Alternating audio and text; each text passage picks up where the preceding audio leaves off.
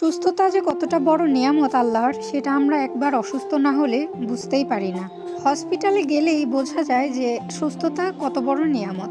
আজকে প্রয়োজনের খাতিরে একটু হসপিটালে যাওয়ার প্রয়োজন হয়েছিল, আর তখনই হঠাৎ করে এই উপলব্ধিটা হলো। যাই হোক, হ্যালো ভিউয়ার্স, আসসালামু আলাইকুম। কে কোথা থেকে দেখছেন আর সবাই কেমন আছেন একটু কমেন্ট করে জানাতে পারেন। আমিও আলহামদুলিল্লাহ ভালোই আছি। হসপিটাল থেকে এসে দুপুরে রান্না বান্না স্টার্ট করে দিলাম, কারণ দুপুরে তো খাবার খেতেই হবে আমাদের। আমি আজকে চ্যাপা শুটকির বড়া তৈরি করব। এজন্য প্রথমে কয়েক পিস চ্যাপা শুটকি, তারপরে রসুন আর মরিচ নিয়ে নিয়েছি, মানে ব্লেন্ডার করে নিয়েছি। চাইলে আপনারা কিন্তু পাটায় বেটেও নিতে পারেন। আর আজকে আমি মরিচের সংখ্যাটা একটু কম দিয়েছি, মানে ঝাল একটু কম করেই দিয়েছি। এরপরে তেলের মধ্যে পেঁয়াজ কুচি ভেজে কিছুক্ষণ, তারপরে সম্পূর্ণ ব্লেন্ডার করা শুটকিগুলো দিয়ে তারপর একটু লবণ আর সামান্য কিছুটা মরিচের গুঁড়া দিয়েছি, যেন কালারটা আর একটু সুন্দর আসে। এজন্য যখন এই শুটকির গা থেকে তেল ছেড়ে দিবে, এরপরে আমি এখানে লাউ পাতা নিয়েছি। এই লাউ পাতাতে এইভাবে করে মুড়িয়ে তারপরে আমি আর একটু তেলে ভেজে নেব। অনেকে কিন্তু এই বড়াটা তৈরির ক্ষেত্রে ওই শুটকিটা না ভেজেই কিন্তু এভাবে পাতায় মুড়িয়ে তারপরে একবারে তেলে ভাজে, কিন্তু আমার কাছে মনে হয় যে প্রথমে একটু ভেজে নিয়ে তারপরে যদি আবার এই পাতার মধ্যে দিয়ে ভাজি, তাহলে মনে হয় বেশিই মজা লাগে।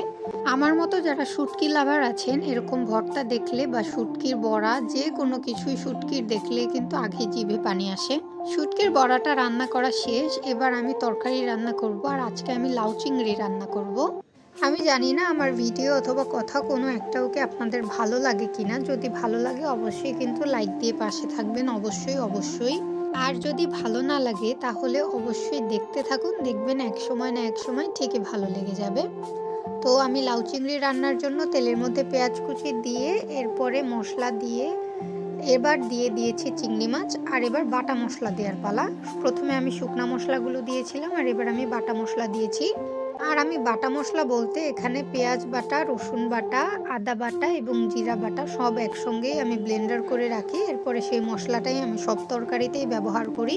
চিংড়ি এবং মশলা দুটোই কষিয়ে নেওয়ার পরে আমি লাউটা দিয়ে আর একটু কিছুক্ষণ কষিয়ে নিয়ে এবার ঝোলের পানি দিয়ে দেব।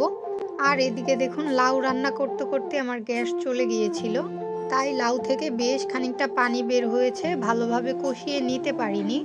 তারপরে অল্প একটু পরিমাণ পানি দিয়েছি, যেন বেশি পানি দিলে আর শুকাতে যাবে না, ঝোলটা আর টানবেও না। যাদের বাসায় গ্যাসের সমস্যায় ভুগেন তারাই জানেন যে রান্না করতে আসলে কতটা কষ্ট হয়। যাই হোক, ঝোলের পানি দেওয়ার পরে কিছুক্ষণ জাল করে নিই। এবার কুচি করা ধনিয়া পাতা দিয়ে দিচ্ছি। লাউ চিংড়ির সাথে ধনিয়া পাতা না দিলে মনে হয় রান্নাটাই ইনকমপ্লিট থেকে যায়। রান্না বান্না শেষ, এবার খাওয়া দাওয়ার পালা। তাই তো আজকের মতো বিদায় নিচ্ছি। সবাই সুস্থ থাকবেন, ভালো থাকবেন। আল্লাহ হাফেজ।